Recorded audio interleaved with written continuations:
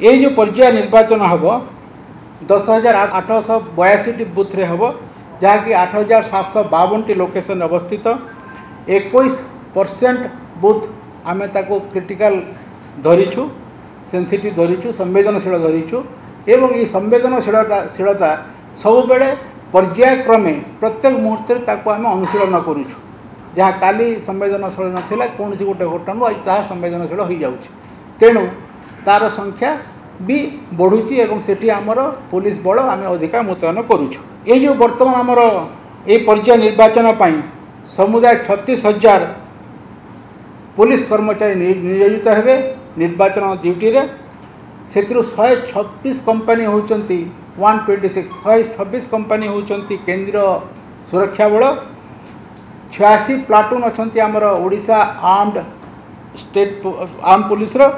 एवं 20,500 civil police personal अच्छा विभिन्न रैंक रे आम देखा एडिशनल एसपी आम 44 मुतयन करूँ